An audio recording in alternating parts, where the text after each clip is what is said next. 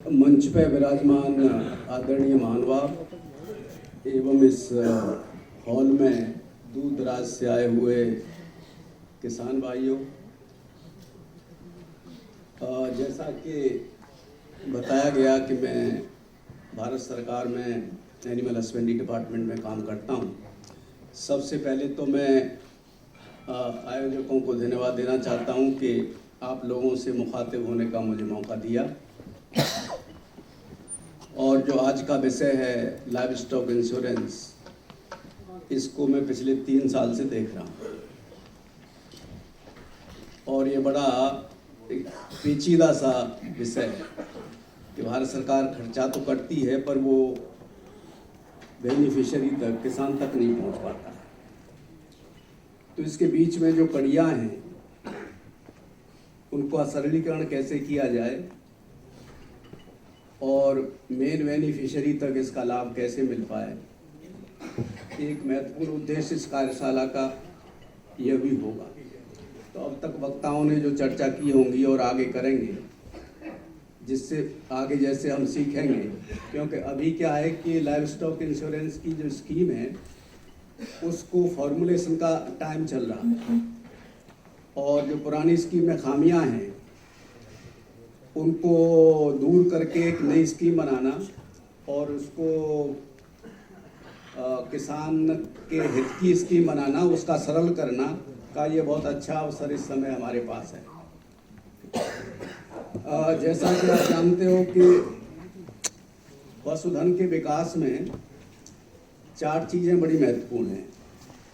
पहला महत्वपूर्ण है नस्ल का सुधार। अगर नस्ल का सुधार नहीं होगा तो आप कितना भी चारा खिलाते रहिए, वो दूध जिस तरह देना है उतना दूध नहीं मिलेगा। दूसरा महत्वपूर्ण है बीमारी। अगर पशु को कोई बीमारी है तो उसको जितना उसको उत्पादकता होनी चाहिए तो उत्पादकता नहीं होगी। तीसरा विषय है फीड एंड फॉडर, चारे का और खुराक जिसको आप बोलते हो, क्योंकि आजकल किसान का 70% पैसा तो खुराक पर ही खर्च हो जाता है। बल्कि अब तो लोगों का कहना है कि अब तो 80% खर्च होने लगा है, 20% बचता है तो 20% में उसकी मेहनत लगा लो, कुछ भी लगा लो। उसके बाद जो महत्वपूर्ण आता है वो है ये बीमा, पशुधन का बीमा, लाइव स्टॉक इंश्योरेंस जिसको आप बोलते हो। तो ये 4 बड़े महत्वपूर्ण विषय हैं। नेशनल लाइव स्टॉक मिशन, जैसे कि अभी बताया, राष्ट्रीय पशुधन जो मिशन है वो उसका एक जो छोटा सा हिस्सा है उसमें ये पशुधन बीमा भी है।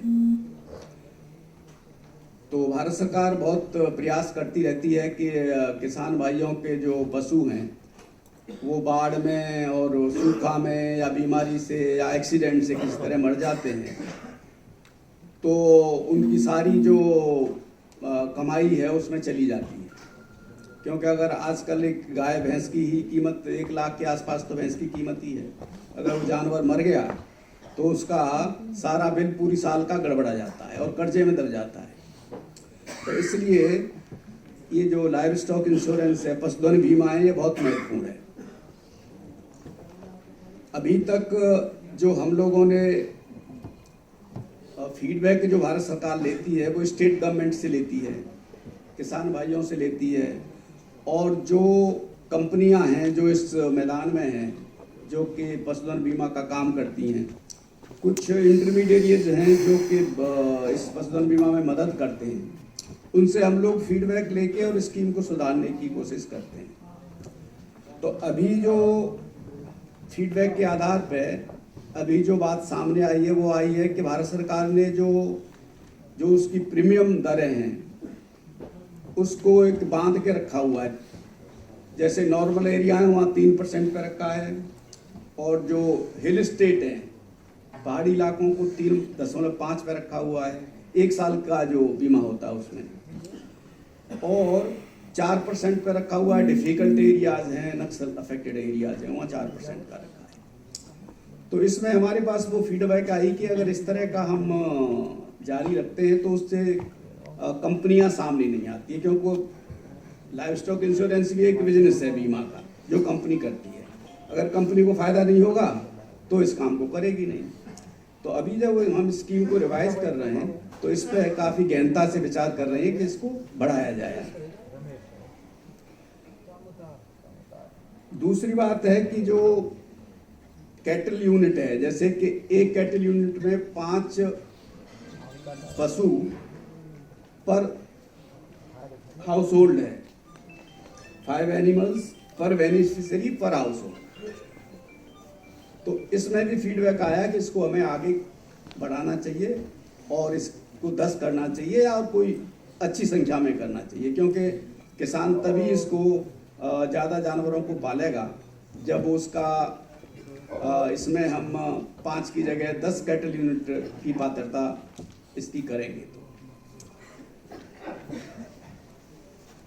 इसमें अभी थोड़ा सा जो हल्का सा आप कहेंगे कि डिस्करेज करने वाली बात यह है कि पिछले 5 साल में 117 करोड़ रुपए पशुधन बीमा पे भारत सरकार की तरफ से खर्च हुए।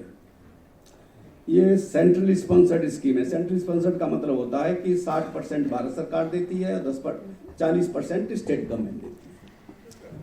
तो केवल 17 करोड़ रुपए इसमें 5 साल में खर्च हुए हैं और 47 लाख जानवरों का बीमा हुआ है।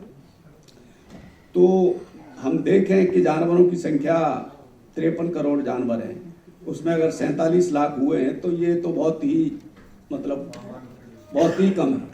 हाँ, तो कहने का मतलब है कि 0.2-0.3% है, बहुत ही कम है। तो इसमें हम लगातार सरकार से पैसे की ज़्यादा मांग करते रहते हैं, लेकिन सरकार की भी दुनिया भर के सेक्टर होते हैं, प्राथमिकताएं होती हैं, तो लेकिन प्रयास हमारा जारी रहता है। अब सवाल आता है कि ये किसान भाई तक अच्छी तरह पहुंच क्यों नहीं पाता है, इसमें विश्वास क्यों नहीं पैदा हुआ किसान का, और किसान इसमें अधूरे मन से ही कहता है करा दो तब भी अच्छा, नहीं करा दो तब भी अच्छा, पैसा तो मिलता नहीं है। तो इसमें 3 कैटेगरी में समस्याएं सामने आई हैं। एक पहली कैटेगरी तो है जो कि किसान के स्तर पे ही है कि एक तो उसे पूरी स्कीम का ज्ञान नहीं है। अगर उसको पूरी स्कीम का ज्ञान हो और किस आदमी से कहाँ से काम होगा तो उसका 25% काम पूरा हो जाए। दूसरी बात है, इसमें 3-4 एजेंसी इन्वॉल्व है, बैंक इन्वॉल्व हो गई, और जो जांच करने जाता है इन्वेस्टिगेटर इन्वॉल्व हो गया, वेटरनरी डॉक्टर इन्वॉल्व हो गया जो पोस्टमार्टम करता है, और वो कंपनी है जो इंश्योरेंस का काम करती है। अब किसानों को इन चारों से जूझना है, कभी इधर चक्कर काटना, कभी उधर चक्कर काटना, फिर चक्कर काट के बैठ जाता है अपने घर। तो ये जो पहली परेशानी है, तो इसलिए उसको क्लेम में मिलने में देरी होती है, कई बार मिल नहीं पाता। दूसरी परेशानी है जो कि बीमा कंपनी के स्तर पर है, क्योंकि बीमा कंपनी कई बार जो बीच वाला इंटरमीडिएरी है उसका लाभ नहीं लेती है, तो सीधे क्लेम उसको सेटल करने में परेशानी आती है, क्योंकि फिर उसको भी सब लोगों से कोऑर्डिनेट करना है और लेटेस्ट टेक्नोलॉजी का कई बार यूज नहीं करती हैं, जैसे अब तक हम सरकारी कंपनियों को ही देते रहे हैं। तो अब यह भी सोच चल रही है कि नई कंपनियां, प्राइवेट कंपनी जो कि नई तकनीकी से लैस हैं, मॉडर्न तकनीक से लैस हैं और उनके क्रेडेंशियल हैं बाजार में, उनको भी देना चाहिए। तो सरकारी कंपनियों का ये कितनी प्रायोरिटी इसमें रहती है, काफ़ी आलस भी उसको रहता है, तकनीकी रूप से भी उतनी सक्षम है कि नहीं है, और जो बीच वाला इंटरमीडिएरी है जो कि सबको कोऑर्डिनेट कराता है, उसका वो कितना लाभ लेती है। ये इन कई चीज़ों के कारण से ये जो बीमा कंपनी है उसके स्तर पे भी परेशानी है। एक है जो पशुओं का डॉक्टर है, पशु चिकित्सक, उसकी देश में बहुत संख्या कम है। तो अब किसान उसको ब्लॉक में जाए, ब्लॉक में बैठता है, फिर वहाँ से पकड़ के लाए, फिर पोस्टमार्टम कराए, फिर उससे भी कुछ पैसे मांगता होगा, कुछ करता होगा, तो कई तरह की चीज़ें हैं। इसमें भी सरकार सोच रही है कि एक जो सरकारी डॉक्टर नहीं है, जो प्राइवेट डॉक्टर है लेकिन उसने डिग्री ले रखी है पशु चिकित्सक की, उसको ऑथराइज किया जाए तो शायद किसान का काम थोड़ा और सरल होगा। तो इन कारणों से ये जो बीमा है पशुओं का, इसका पेनिट्रेशन बहुत ही कम है और संतोषजनक नहीं। तो इस पे ये कुछ विषय सामने हम लोगों के आए थे, जो हम हर एक स्टेट गवर्नमेंट की मीटिंग लेते हैं, स्टेक होल्डर्स की मीटिंग लेते हैं, उसमें से कुछ विषय सामने आए थे। मैं खत्म कर दूं फिर आप पूछ लेंगे। तो ये जैसे मैंने बताया कि हम जो प्रीमियम का रेट है उसको बढ़ाने की कोशिश कर रहे हैं। दूसरा है कि 12 डिजिट का एक आईडी, यूनिक आईडी नंबर जो एनडीडीबी ने चला रखा है, हर एक जानवर को वो भी कंपलसरी किया जा रहा है। तो उससे क्या होगा कि कार्ड होगा, उसमें सब नंबर बड़ा होगा, हमें भी ऑनलाइन उसका पता लगता रहेगा, तो फ्रॉड होने का चांस भी खत्म।